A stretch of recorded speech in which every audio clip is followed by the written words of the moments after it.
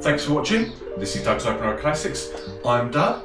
So the idea of this video is a brief introduction as to what this channel is all about and the reasons behind it. So I'm not going to lie, the reason behind it is to honestly give me a hobby.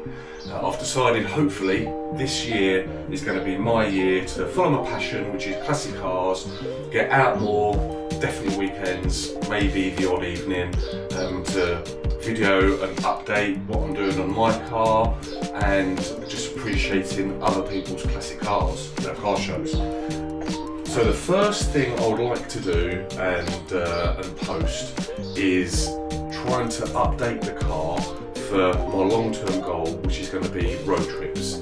So I would love to do the NC 500, the trip around Scotland. That's my end goal. So what I found is that the car's great. It seems to be completely reliable. I have absolute confidence in the car. Having said that, with all the other stuff you need to take with you, phones, sat nav, that sort of stuff, it's challenging keeping them charged unless you want to run battery packs all the time, which I don't really want to do because I've still got to charge them up. So I've been thinking about options around that. The car's completely original right now and I really want to keep it that way. So I don't want to make any big changes to it, but I just wanted to add a couple of bits to the car which can be easily taken out if I need to.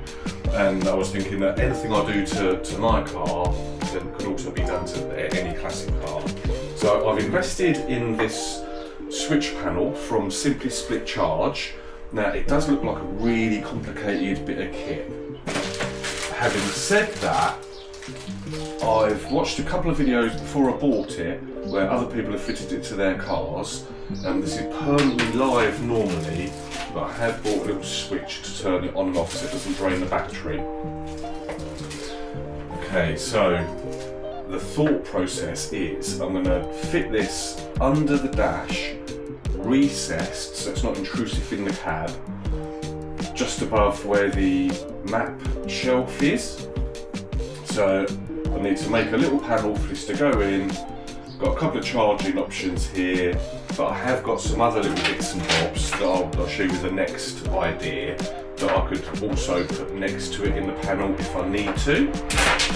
Secondly, the car, it hasn't got a centre console in it, and it didn't have one originally. Having said that, I've got nowhere to put my phone, which is a bit of a pain. So I have got this Mark II Capri, I understand it is, console. I got this from eBay from a really good seller. He's honest about the condition and it does seem to be really, really good. So what I am planning to do, where the clock originally went, which the clock didn't come with this, and I didn't need it, I have another little charging outlet, which I was going to make a panel to go where the clock goes, recess that in there and then feed it back to the switch pack.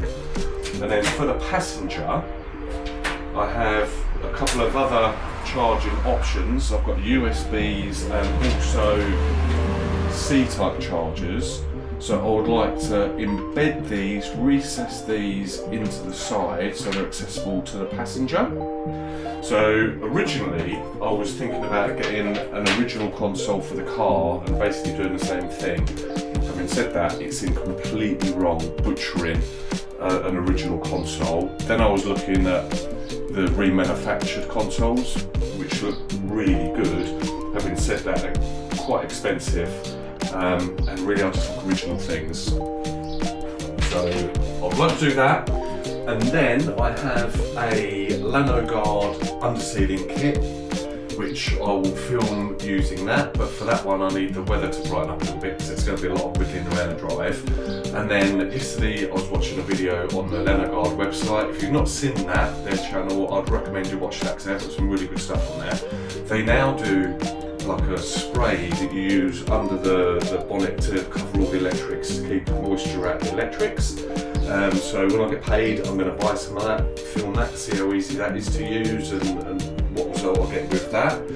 Yeah, so if you like cars, like I do, if you'd like to follow me on the journey, that would be really, really good. If you could subscribe to the channel, I'd really appreciate you. And hopefully see you soon. Happy motoring!